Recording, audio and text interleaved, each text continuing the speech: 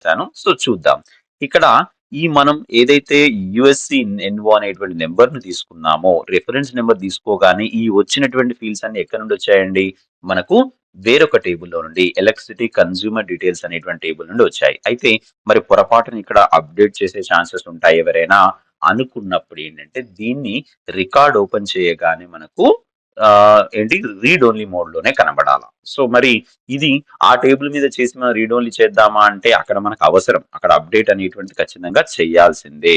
So మరి ఎలా? So ఏ విధంగా నేను ఆ లింక్ చేస్తాను? ఏ విధంగా నేను ఏంటి మన రీడ్ ఓన్లీ మోడ్‌లో పెట్టేస్తాను. సో డేటా అనేటువంటిది కనబడడానికి అనుకుంటే దానికోసం మనం ఒక యూఐ పాలిసీ అయితే రాయబోతున్నాం. ఓకేనా?